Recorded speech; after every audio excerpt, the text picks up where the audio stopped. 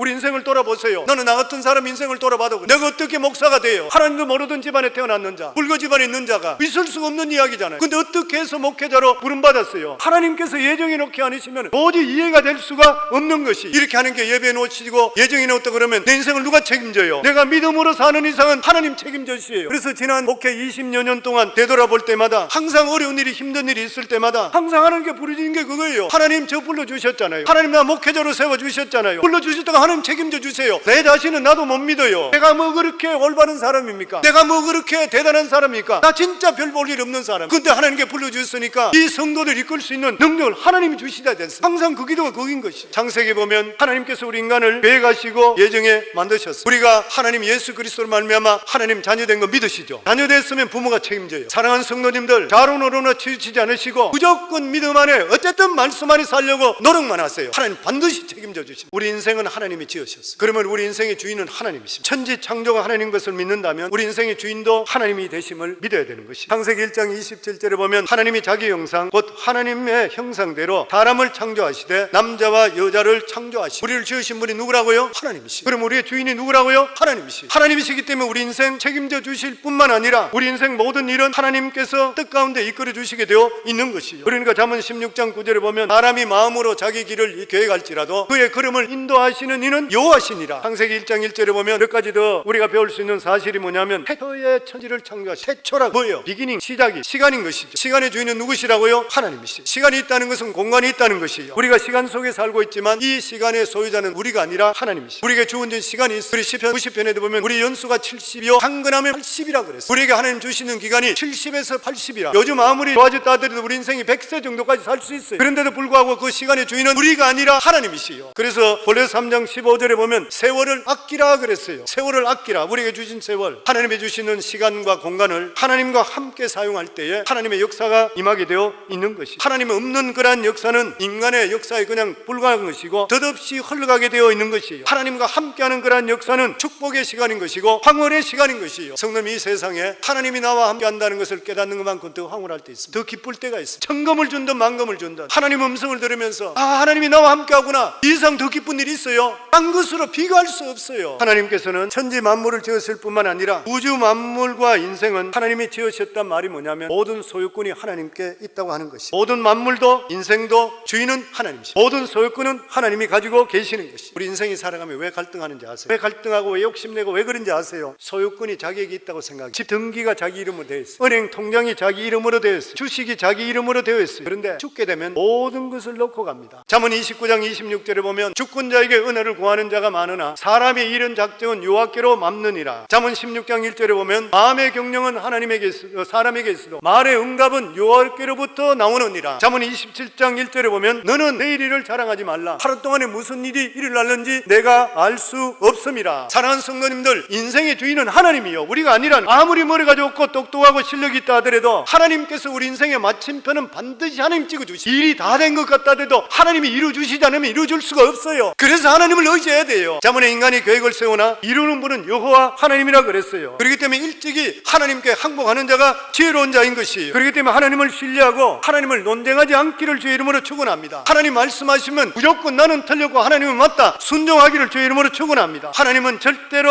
지식의 대상이나 연구의 대상이 아닌 것이에요. 하나님은 경배의 대상이요, 찬송의 대상이요. 하나님은 위대하신 분인 거예요. 창조라는 것이 무엇이? 없는 데서 있는 것으로 만드셔요. 우리가 인생 예수 믿는 사람이 절대로 절망하지 말아야 될 것이, 우리가 눈으로 볼 때 없더라도 하나님께서는 있게 만들어 주시는 하나님이시. 하나님은 세상도 만드시고 인생도 만드는 것이. 그렇기 때문에 우리 인생에 문제가 있을 때 딴 것 찾아보지 마시고 하나님께 나올 수 있기를 주의 이름으로 축원합니다. 우리를 만드신 하나님께 나올 때 문제가 해결될 줄을 믿습니다. 그 하나님께서 오늘도 우리들에게 수고하고 무거운 짐진 자들아 다 내게로 오라 하시는, 사랑하는 성도님들, 우리 인생의 모든 해답은 하나님께 있는 줄을 믿습니다. 이렇게 좋으신 하나님께서 우리를 얼마나 사랑하셨기에 하나님의 아들 독생 성자 예수 그리스도를 이 세상에 보내주시고, 우리 인간은 죄로 말미암아 영원히 죽을 수밖에 없어요. 우리 죄를 어떻게 해결할 수 있어요? 죄의 삭은 사망이라 그랬어요. 결과적으로 우리는 우리가 가지고 있는 죄로 말미암아 내 죄 때문에 멸망하는 짐승과 같이 지옥에 떨어질 수밖에 없어요. 근데 하나님께서, 이 위대하시고 좋으신 하나님께서 우리를 위해서 자기 아들 독생 성자를 이 세상에 2000년 전에 보내주시어서 우리를 위해서 대신 그 죄값을 치러 주셨어요. 그리고 예수 그리스도를 믿는 자마다 하나님의 자녀되는 권세를 우리에게 허락해 주셨어요.